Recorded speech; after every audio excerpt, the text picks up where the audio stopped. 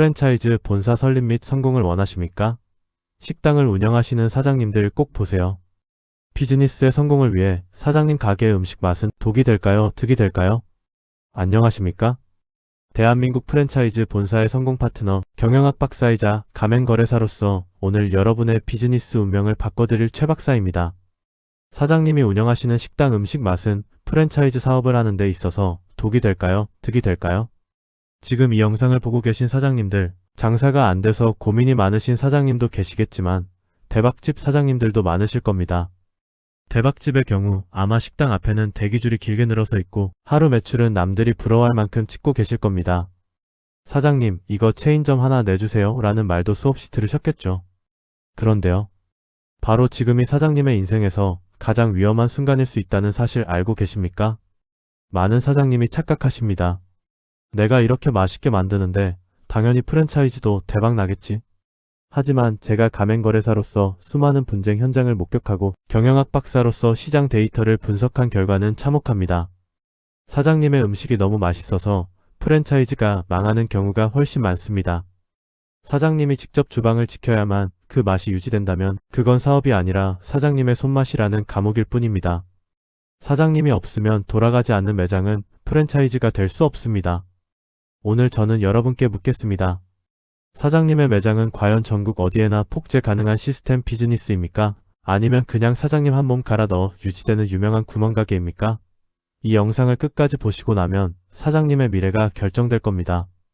프랜차이즈의 핵심인 재현 가능성에 대해 논의하겠습니다. 프랜차이즈는 맛을 파는 게 아니라 표준을 파는 것입니다. 자, 이제 본질적인 이야기를 해봅시다. 경영학적으로 프랜차이즈 비즈니스의 정의는 비즈니스 모델의 폭재입니다. 여기서 가장 중요한 키워드가 바로 재현 가능성입니다. 내가 서울 마포에서 낸 맛과 시스템이 저 멀리 부산 해운대에서도 제주도, 서귀포에서도 똑같이 구현되어야 한다는 뜻입니다. 가맹거래사로서 제가 본사 설립 상담을 할 때 반드시 적용하는 3대 적합성 진단 기준을 공개하겠습니다. 사장님 매장을 대입해 보십시오. 첫째, 단순화입니다. 중학생도 3, 4일 정도 배우면 90%의 맛을 낼 수 있어야 합니다. 사장님들은 내 비법은 10년 숙성된 장맛에 있다라고 자랑하십니다. 본사로서는 훌륭한 자산이죠. 하지만 프랜차이즈 성공 측면에서는 오히려 부정적입니다.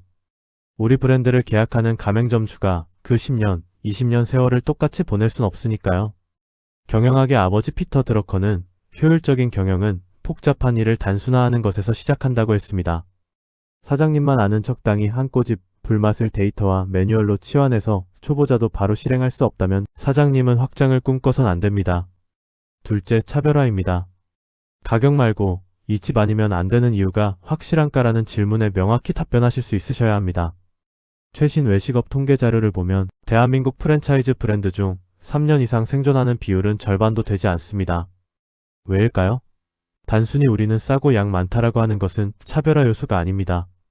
그건 자본력이 큰 대기업이 나타나면 한순간에 무너지는 모래성과 같은 것입니다.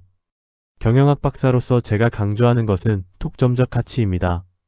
특허받은 조리법이든 독보적인 브랜딩 컨셉이든 가맹점주가 내가 혼자 차리는 것보다 이 프랜차이즈 본사와 계약하고 동일한 간판을 다는 게 낫겠다라고 판단할 확실한 엣지가 있어야 합니다. 셋째, 수익 구조입니다. 원가율이 35%를 넘기고 있지는 않은가요? 이게 가장 뼈아픈 현실입니다.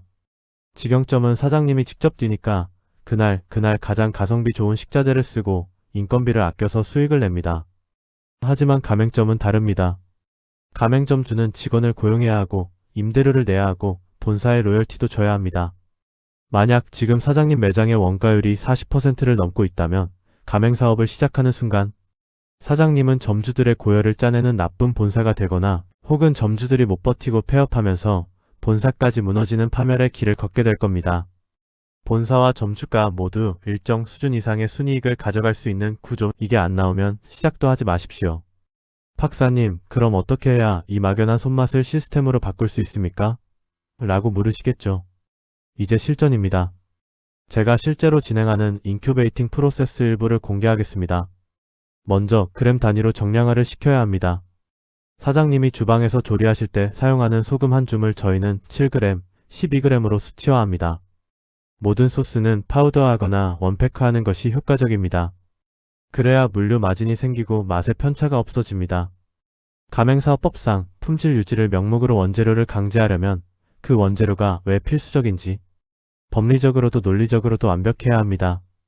가맹거래사인 제가 가장 먼저 하는 작업이 바로 이 법적 근거가 있는 물류 체계를 잡는 겁니다.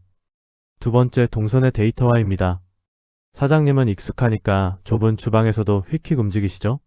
초보 점주는 그 주방에서 넘어지고 화상을 입을 수도 있습니다. 저희는 사장님의 동선을 초 단위로 쪼개서 분석합니다.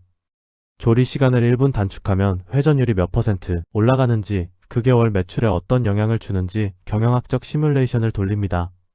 장인 정신을 가지신 분들일수록 정성과 시간을 매우 소중하게 생각하십니다. 물론 맞는 말씀이십니다. 그러나 프랜차이즈화를 하시려면 솥 앞에서 사장님이 직접 12시간을 지켜왔던 그 노고와 정성, 그리고 모든 노하우를 시스템화하셔야 합니다. 그 12시간의 정성을 공장 생산 시스템으로 이식하고 매장에서는 5분 안에 서빙이 끝나는 피니시 공정으로 재탄생시켜야 한다는 의미입니다. 그렇게 했을 때 비로소 사장님은 주방에서 나와 전국 가맹점을 순회하며 경영 지도를 하실 수가 있는 것입니다. 하나의 가게를 운영하는 장사꾼에서 프랜차이즈 브랜드를 전문적으로 운영하는 기업의 대표이사가 되는 길입니다. 지금 주방에서 나오십시오. 프랜차이즈 본사 운영을 꿈꾸시는 사장님들, 오늘 제가 들려드린 이야기에 그렇게까지 하나 라고 생각하실 수도 있습니다. 하지만 저는 사장님이 가맹점을 몇 개 출점시키지도 못하고 법적 분쟁에 휘말려 그동안 일군 공든 탑이 무너지는 것을 보고 싶지 않습니다. 장사꾼은 오늘 하루 매출에 1일비합니다. 하지만 사업가는 내일의 시스템을 설계하고 잠든 시간에도 돈이 들어오는 구조를 만듭니다.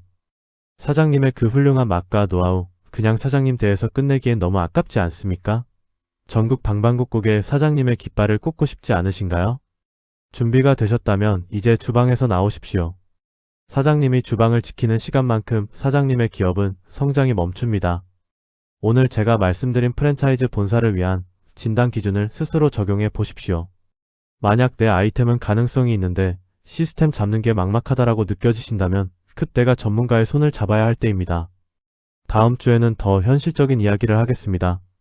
프랜차이즈 본사 설립 대체 뭐부터 해야 하는지에 대해 막막한 여러분을 위해 프랜차이즈 본사 설립 로드맵을 그려드리겠습니다. 지금 바로 구독과 좋아요 눌러두시고 내 소중한 브랜드의 미래를 함께 설계하시죠. 지금까지 여러분의 성공 파트너 최 박사였습니다. 감사합니다.